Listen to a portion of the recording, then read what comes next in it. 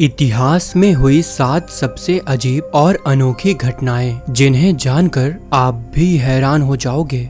Number 1, 1966 में Croatia की रहने वाली हेडविगा गॉलिक एक अपार्टमेंट में अकेली रहती थी। हेडविगा ने अपनी फैमिली को काफी पहले ही छोड़ दिया था और वो क्रोएशिया के जाग्रेब शहर में आकर रहने लगी थी। लेकिन एक दिन अचानक वो अपने फ्लैट से गायब हो गई। उसके नेबर्स को लगा शायद वो शिफ्ट हो गई या अपने रिलेटिव्स के साथ चली गई। काफी टाइम तक किसी ने उसे ढूंढने की कोशिश नहीं की और फ्लैट इवेंचुअली अथॉरिटीज ने सील कर दिया। लेकिन लगभग 42 साल बाद 2008 में जब मेंटेनेंस वर्कर्स एक पुराने अपार्टमेंट ब्लॉक के लॉक फ्लैट को खोल रहे थे, तब उन्होंने अंदर जो देखा उसने सबको हिला कर रख दिया। अंदर सब कुछ बिल्कुल 1960s जैसा था। पुराने फर्नीचर्स, कप्स में चाय, टेबल पर डॉक्यूमेंट्स और एक सोफा जिस पर हेडविगा की ममीफाइड बॉडी बैठी हुई थी। पोस्टमार्टम से पता चला कि उसकी डेथ नेचुरल कॉजेस से हुई थी। शायद उस रात जब वो चाय पी रही थी, उसकी बॉडी 42 साल तक उसी अपार्टमेंट में पड़ी रही। हैरान करने वाली बात ये थी कि इतने सालों तक उस फ्लैट को किसी ने ओपन नहीं किया था। बिल्डिंग्स में नए लोग आए और गए, पर किसी को पता नहीं चला कि एक पुराने लॉक्ड फ्लैट में एक डेड बॉडी है। ये केस यूरोप में एक बड़ी मिस्ट्री बन गया, क्योंकि 42 साल तक एक इंसान की डेथ अननोटिस्ड रहना ऑलमोस्ट इम्पॉसिबल लगता है। नंबर 2, 16 मार्च 1977 को अर्मेनिया के कैपिटल येरेवन में एक ट्रॉली बस यानी इलेक्ट्रिक वायर से चलने वाली बस विक्ट्री ब्रिज से जा रही थी, जिसमें लगभग 90 से ज्यादा पैसेंजर्स थे। लेकिन ब्रिज पर चढ़ते वक्त बस का ब्रेकिंग सिस्टम फेल हो गया। ड्राइवर ने बस को कंट्रोल करने की कोशिश की, लेकिन स्पीड अनकंट्रोलेबल हो गई और बस ब्रिज के रेलिंग्स को तोड़कर सीधा नीचे रिवर में गिर गई। पानी का टेम्परेचर उस वक्त बहुत ठंडा था, क्योंकि ये लेट विंटर का टाइम था और रिवर का फ्लो भी काफी तेज था। ट्रॉली बस के अंदर पैसेंजर्स पैनिक में आ गए और कई लोग तुरंत पानी में डूबने लगे। उसी वक्त शावर्स करापेयान, जो एक वर्ल्ड चैंपियन फिन स्विमर थे, वहां से अपनी डेली रन करते हुए गुजर रहे थे। जब उन्होंने देखा कि ट्रॉली बस पानी में डूबी हुई है और लोग चिल्ला रहे हैं, उन्होंने बिना सोचे अपने कपड़े उतारे और 10 मीटर गहरी आइसी कोल्ड रिवर में जंप कर दिया।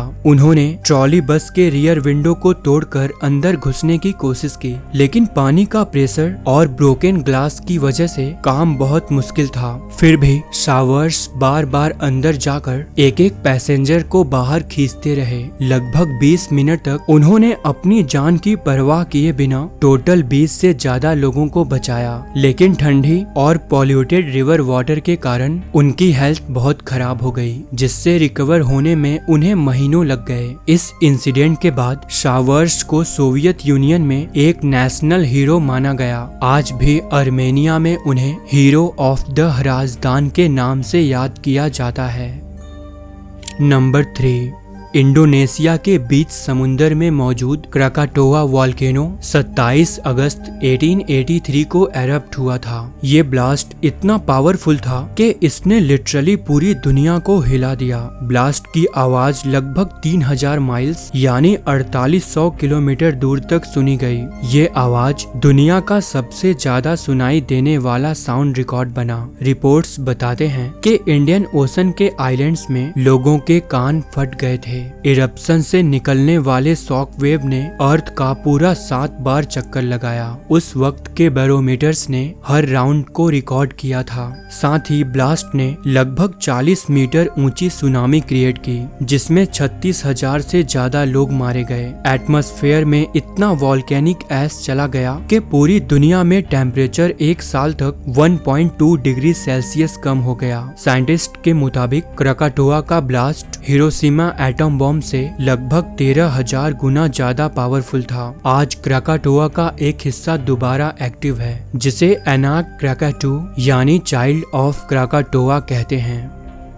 नंबर 4, 1972 में यूगोस्लाव एयरलाइंस की एक फ्लाइट अटेंडेंट वेस्ना वुलोविक फ्लाइट 367 पर ड्यूटी पर थी। ये फ्लाइट कोपेनहेगन से बेलग्रेड जा रही थी, लेकिन जब प्लेन चेकोस्लोवाकिया के ऊपर था तभी प्लेन में एक मिड एयर एक्सप्लोजन हुआ, शायद किसी सूटकेस बॉम्ब की वजह से। उस समय प्लेन 33,000 फीट की ऊंचाई पर था। एक्सप्लोजन की वजह से प्लेन टूट गया और नीचे गिरकर क्रैश हो गया। इस एक्सीडेंट में प्लेन के सारे पैसेंजर्स और क्रू मर गए, लेकिन हैरान करने वाली बात यह थी कि इस क्रैश को वेस्ना सरवाइव कर गई। वो बिना पैरासूट के इतनी ऊंचाई से गिरने के बाद भी बच गई। वो एक फूड ट्रॉली के साथ फ्यूजलाज के एक हिस्से में फंसी हुई थी। क्रैश के बाद प्लेन का वो हिस्सा स्नो कवर्ड हिल पर गिरा, जिससे इम्पैक्ट थोड़ा सॉफ्ट हो गया। हालांकि इसके बाद भी उसे सीरियस इंजरीज हुई, लेकिन वक्त के साथ वो ठीक हो गई। वेस्ना का नाम गिनीज वर्ल्ड रिकॉर्ड में greatest fall survive without a parachute के रिकॉर्ड के लिए रजिस्टर किया गया।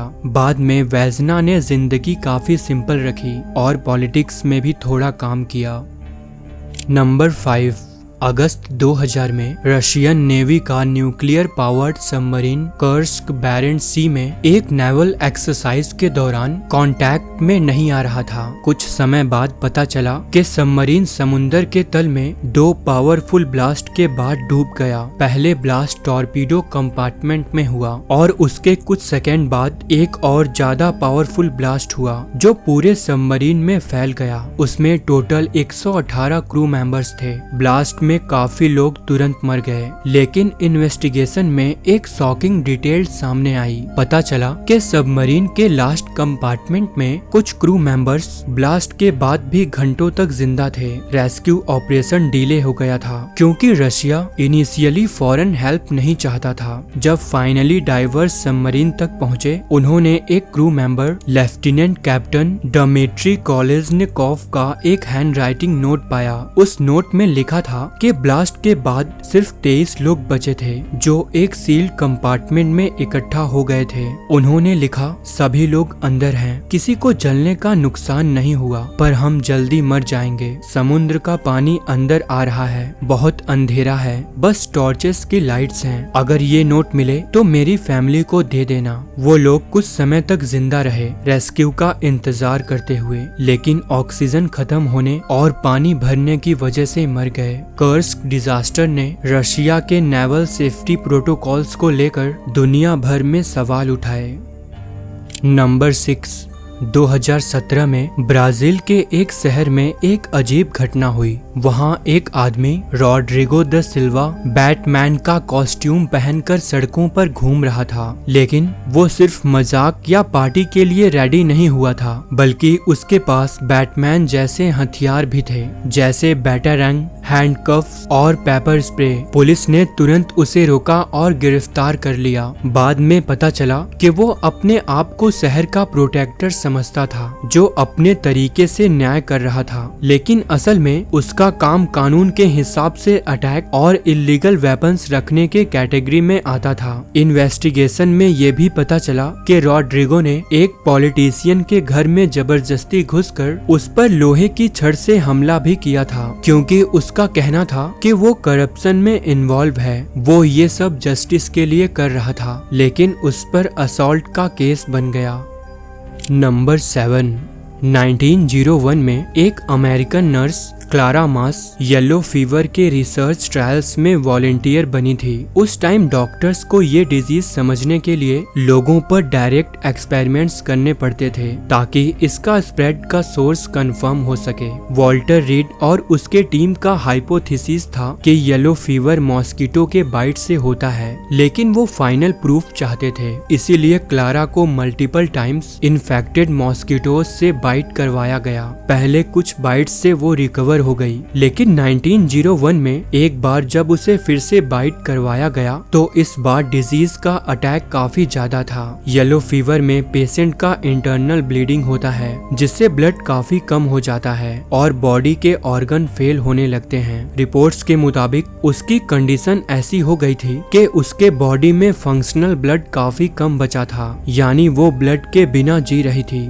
आखिर में कुछ दिन बाद ही 25 साल की क्लारा की डेथ हो गई। उसके सैक्रिफाइस के बाद एक्सपेरिमेंट्स काफी कंट्रोल में किए गए और मॉस्किटो ट्रांसमिशन का प्रूफ भी कंफर्म हुआ, जिससे डिजीज कंट्रोल में आई और काउंटलेस लाइफ्स बच गई। आज क्लारा मास का नाम मेडिकल हिस्ट्री में एक हीरो के रूप में याद किया जाता है। साथ ही यूएस में क्लारा मास के नाम पर हॉस्पिटल्स भी बनाए गए हैं। दोस्तों, इनमें से कौन सी घटना आपको सबसे ज्यादा इंटरेस्टिंग लगी, कमेंट में मेंशन जरूर करें। साथ ही वीडियो को लाइक और चैनल को सब्सक्राइब करना ना भूलें।